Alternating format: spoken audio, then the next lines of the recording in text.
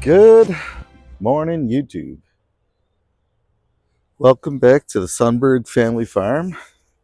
I know it's been a minute, but life ebbs and flows, and we ebbed for a good bit there. Now we're about to start flowing, so I got to start doing some things. I'm gonna have this cigar while I talk to you guys for a moment. So, um, things have been changing. Obviously, it's a wow. Look at that flock of birds coming over my head. Oop, I'm gonna get under here just in case they poop. Holy cow. That's probably 1,000 birds right there. And they're going to flock right here in the trees. That's pretty amazing. I'm going to tell the kids to come outside real fast. So I'll take it from the top. We just had a huge migratory bird flock come through, and it was pretty cool. Thousands of birds, not thousands, hundreds of birds, maybe in the range of 1,000. Could still hear them off in the distance. So it's like I was saying, it's been a minute since I've really been able to do much of anything, and I'm coming around, and also things ebb and flow on the farm. There's not a lot of stuff to do once we pack up for winter and shut down summer, and the animals have all birthed, they're molting and things like that, the chickens. So things, we get a nice lull at the end of at the late part of summer, early fall, where things just peter off, and it's great. The weather is beautiful. We spend a lot of time just going around the property, uh, tidying up and enjoying all the little spots, and just enjoy fall in general. But now we got another thing that looks like it's going to come down the line starting pretty soon here. So I got to get this pen ready. We cleaned it out. I got to get the gate put back up. And then what I'm going to do is along the entire inside, I'm going to run electric wire, probably 2 or 3 strands, pretty short, 2 strands, pretty short, down low, something like that. Because what we're getting is a pig. And she's due to deliver in January. So she's a pregnant pig. And we think this will make a nice area. This pad in here has nice firm rubber mats, so it's a good place for her to get her hooves and stuff off the ground. And then she has real, dirt to dig in. She's got plant matter that she can root through. So this will be a good little area until she has her piglets. She has her piglets. We'll probably let her stay in here while she weans them, until she weans them. But I imagine at some point we'll get her out on the pasture. That's our ultimate goal. Is certainly the piglets will eventually get out onto the pasture. Um, but she's a big old sow, and she's going to be tough to manage. So it might be a situation where she spends 90% of her time in this setup here, and we're fortunate enough to have it. We built it for the goats, and it'll actually work good for a sow. She could be in here. There's enough, like I said, there's enough room. She can move around. She can root up and stuff. We'll bring a lot of stuff to her, of course. And then if she's easy to manage, we'll take her, like I said, we'll take her out on the pasture. But the pig is already trained to electric fencing. So we'll run the electric fencing strand around the inside here, and we'll have a physical barrier that their eyes can see really good. And we'll also have that electric barrier that penalizes, if you will. You get a penalty if you touch that. You get 7,500 volts. What is it, 8,000 volts? I can't see my machine from here, but I think it's 8,000 volts. Um, so that's kind of what we're doing today. I get this gate on, and then I can go around and I can do all the insulators. I think I'll have Julia help me with that. But let's set up and get started on this gate, and we'll see how things go. So I took this gate down simply to make access to get in here and clean and stuff like that. The gate itself was fine. I'm hoping once I put the hardware back in, it's just a matter of getting Julia up here with me, and we'll balance the gate right and get the hinges set. So that's my thinking.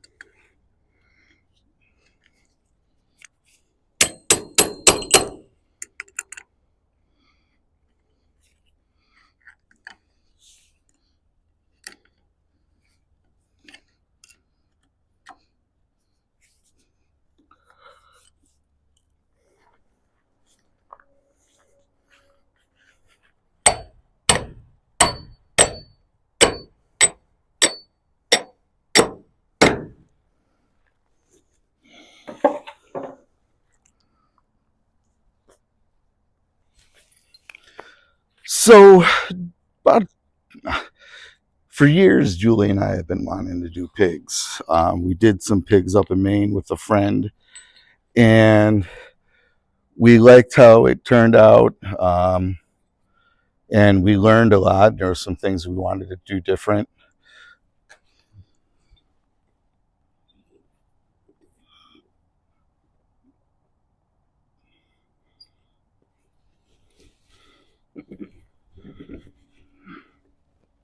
So, we've been talking about it, and I started looking at some videos about it because we got some friends that got pigs. And again, I liked what I was seeing. I was learning, and I was thinking of things that I wanted to do. And one thing led to another, and I found an ad a for this pig. She's, like I said, she's pregnant, due in January, and I'm thinking, that's a really good time. I like the idea of harvesting the pig in the summer, because that's like when you're doing all the grilling and everything. Really, it's a matter of opinion. Really, that's all it is. You call it later in the year. You can take advantage of the cold weather.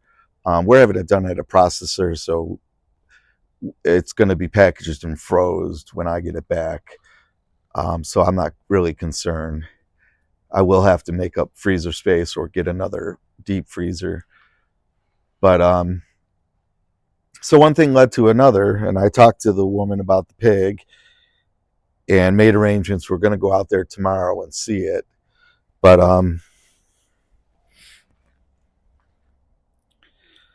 I think it's going to be a go. That's why I'm getting this stuff together. I don't have to worry, because even if we don't get this sow, Julie and I are gonna get 2 pigs regardless. I already got myself a processing date. I learned from the first time that it can be 6 months, 8 months, a year out to get a processor,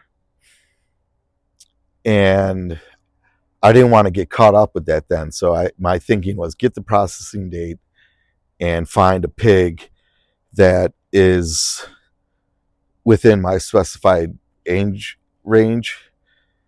And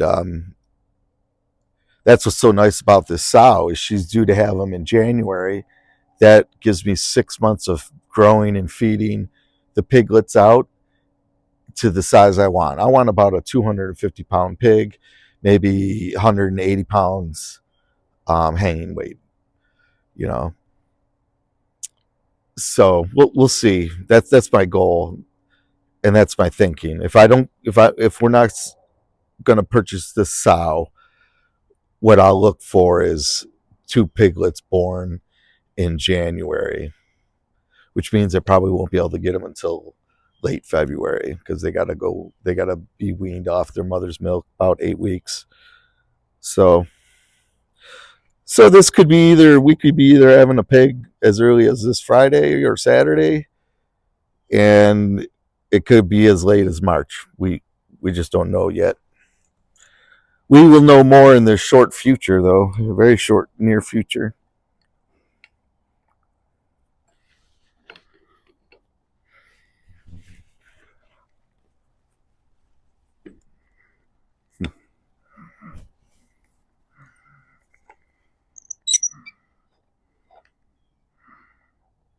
I will be right back. I got to get some WD-40.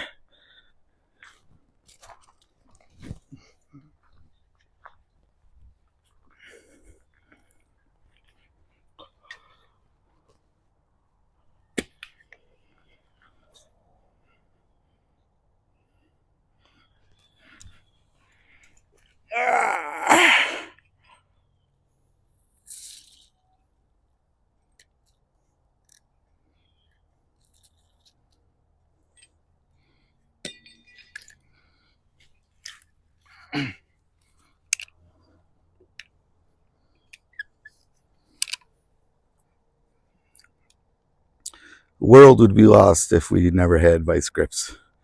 They're like the duct tape of tools. They can do just about anything half-assed for you.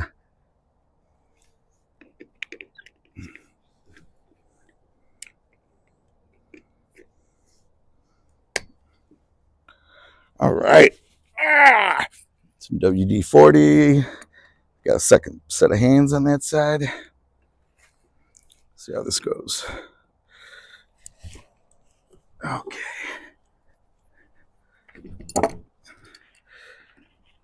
Yeah, I think of all the jobs I've had over the years and the things I learned on a job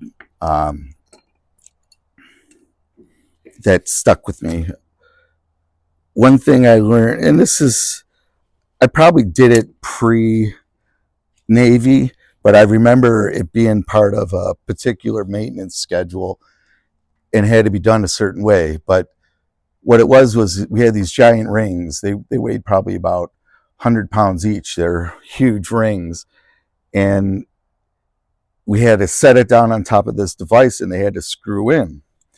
Well, before you started screwing it tight, we would take it and we would spin it backwards 3 times. And what that did was it would set it up on top of the threads in the right way so you weren't going to cross thread it. And we did that because it was such a heavy thing, you couldn't manipulate it once you started threading it. You couldn't really manipulate it. So you had to get it just right before you started turning it in the tightening direction. And like I said, to prevent that, we'd always spin it backwards 3 times. And I do that all the time with nuts and stuff. I'll go to start to thread it, and I just quickly backspin it once or twice, and it'll jump onto the threads just the way it needs to. And it just helps ensure that you're not cross-threading. So, and I think of that almost every time I'm tightening a nut that is very difficult. What we were working on were these giant purifiers. They're about the size of a Volkswagen standing on its... Nah, not that big. They were, say 4x4x4, and it sat up on a little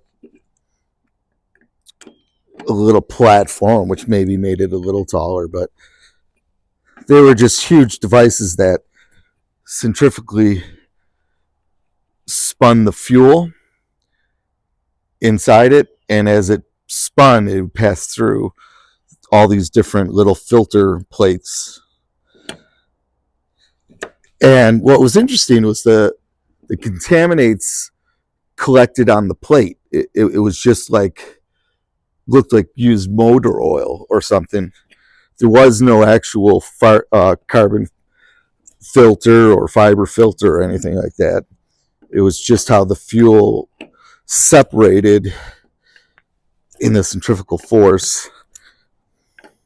It was pretty interesting.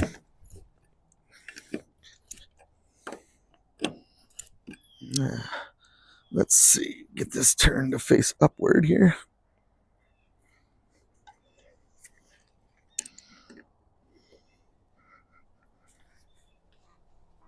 Oh,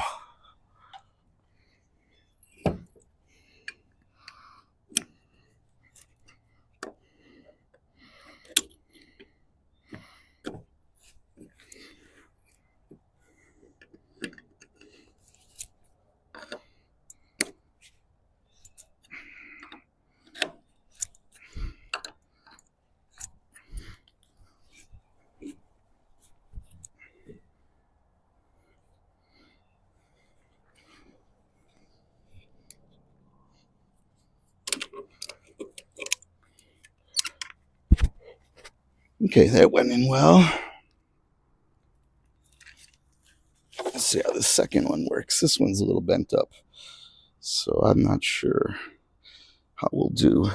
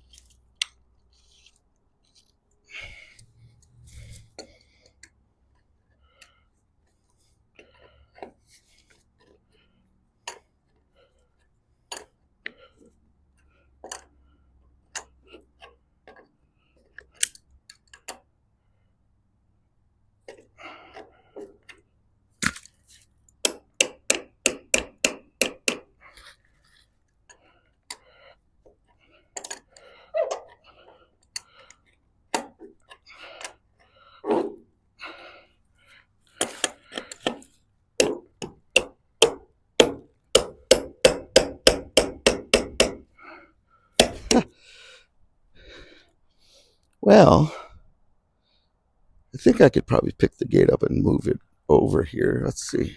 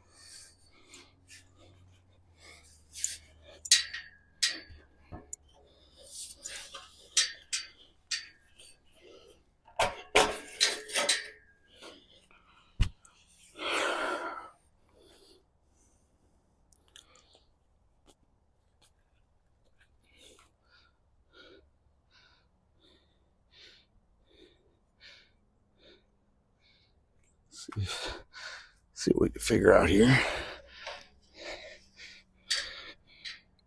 Okay.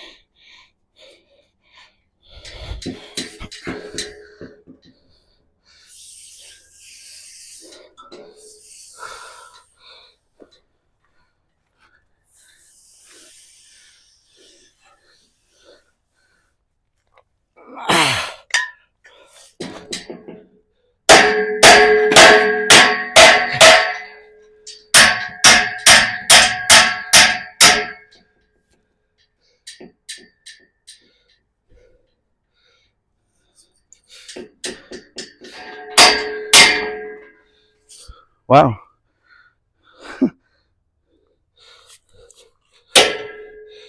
Pretty much got down there.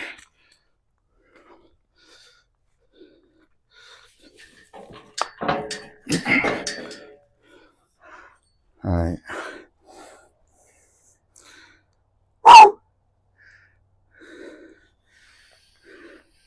Take a little break, Steve.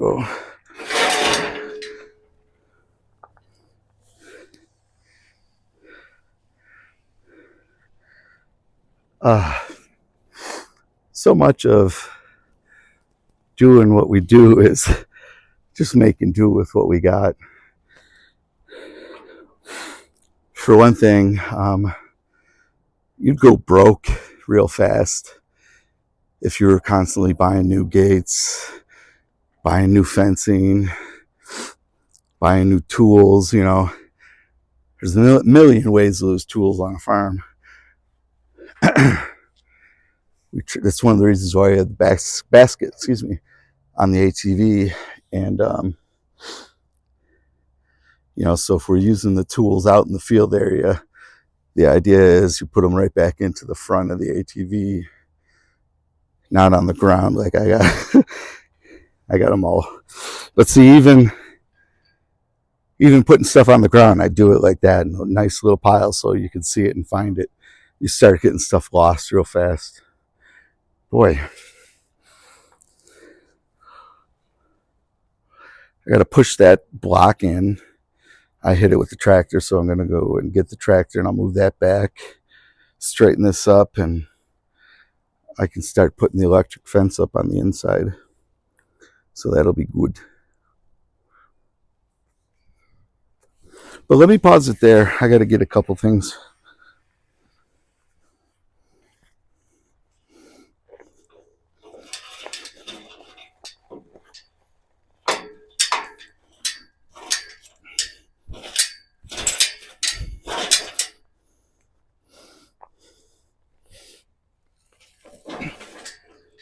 Man.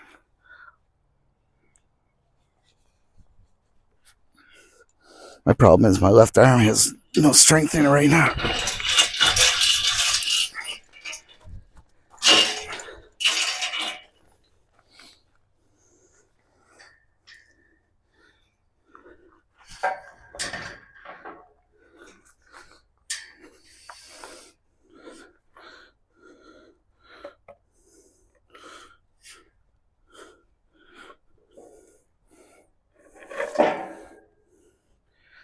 All right, I'll be right back.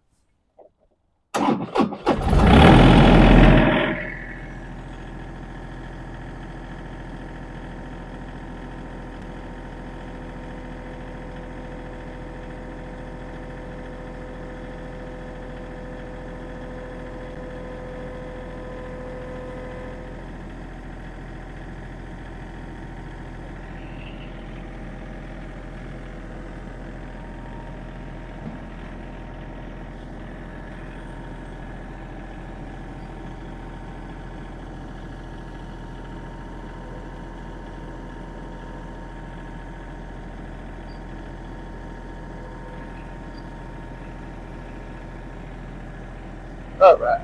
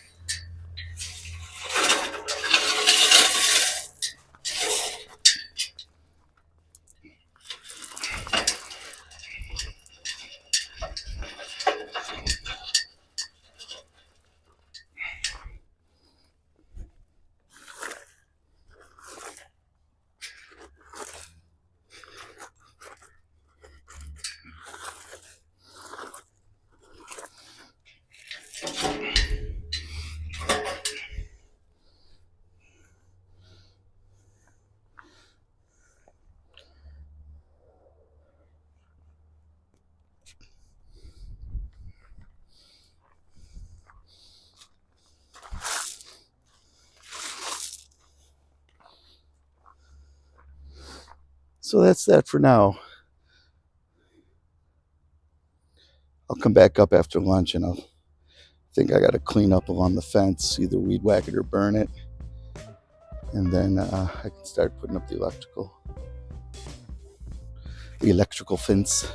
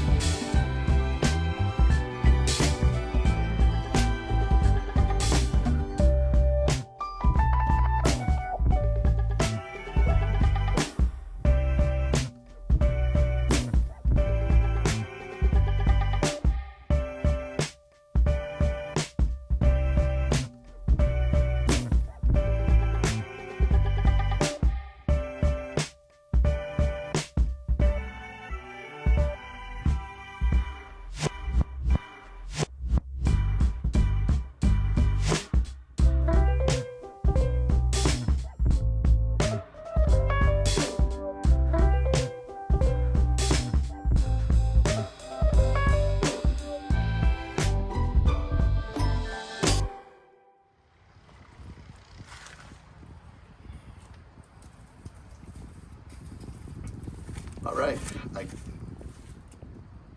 I don't have my mic on, so I'll try to speak clearly here.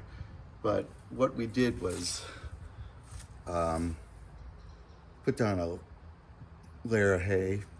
I'm gonna put some more in here. Just give her about 6 inches of matting to lay on and nest in.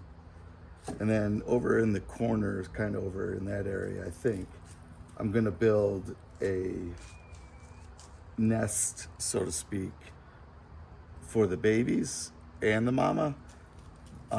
It'll have a board that'll separate it, and the piglets will be able to get underneath that board. And if they want to, be on the other side without their mama, they can do it safely without worrying a mama rolling and squishing them and things like that. And then, of course, the electrical wire, which I'll do probably Thanksgiving Day. So it's coming together nicely. We clean this all out. I'll take the bins out when I leave, and then over here, we're just burning up the last of the wood debris that was here.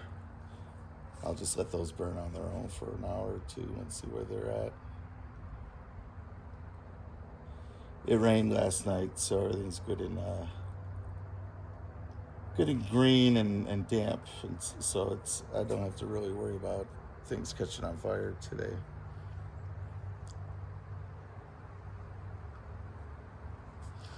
But that's all for now. I'll send this one to print, and I think I'll just call it a day. And thanks for watching.